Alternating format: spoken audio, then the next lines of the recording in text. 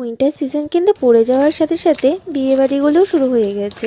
আমাদেরও তো কিন্তু সেদিন ইনভাইট ছিল, আর আমাদের বাড়ির পাশেই ছিল, তাই আমরা কিন্তু রেডি হয়ে চলে গেছি। আর মায়ের শরীর ভালো না থাকায় মা তো যায়নি, আমি বাবার বোনও চলে গিয়েছিলাম। সেখানে গিয়ে কিন্তু বৌমনির সাথে দেখা হয়ে যায়, আর বৌমনির সাথেই আমরা এই নতুন ব্রাইড আর গ্রুমের কাছে চলে যাই গিফটটা দিতে।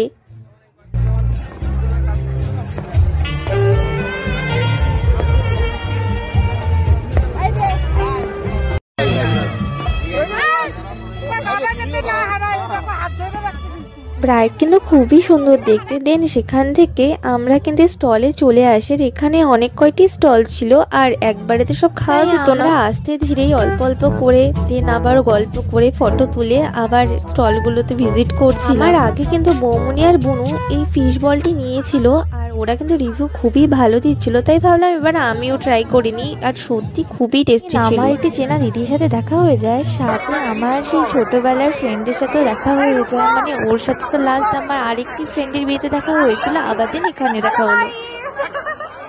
আর ও কিন্তু যথেষ্ট ভালো ছবি তুলে দেয়, তাই আমি যেহেতু ছবি তুলতে ভালোবাসি, তাই আমাকে কয়েকটি ফটো ক্লিক করে দেয় আর খুব ভালো তোলে। দেন আমার বোনও কয়েকটি ফটো তুলে নেয় ওর কাছ থেকে। দেন আমরা এই ফটো তুলে মকটেল কাউন্টারে চলে যাই, কারণ গরম লাগছিল বলতে। বুনও কিন্তু নিয়ে নেয় ব্লুবেরি, আর আমি নিয়ে নিই স্ট্রবেরি। মনে হলো অল্প চিলারা ট্রাই করে নিই। আমি কিন্তু ভিডিও করতে ট্রাই করেছিলাম, অল্প খেয়ে তারপর আমার ফেলে দিতে হয়, কারণ নইলে আমি পরে কিছু আর খেতে পারতাম না। বাট চিলারাটা ভালো ছিল বেশ।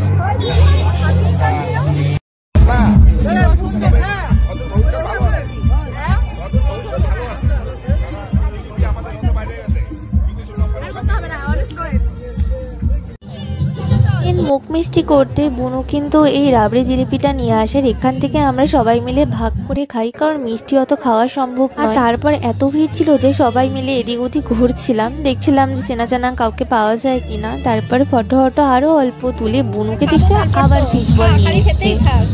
কি হারে যে ফিশ বল খাচ্ছে, ওর ফিশ বল খেতে খেতে ওর পেটটাই বলে।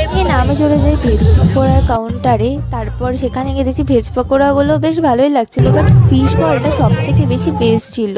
আর তারপর ঘোরাঘুরি করে ফুচকার জন্য ওয়েট করছিলাম, কারণ বিয়ে বাড়ি মানে ফুচকা না হলে তো হয় না। আর এসব ফুচকা খেয়ে অনেকটা ঘোরাঘুরির ওয়েট করার পরই কিন্তু আমরা মেইন কোর্সে যাবো। অল্প করেও এতটা ঠোসার পর কিন্তু মেইন কোর্স খাবার জন্য পেটে একদমই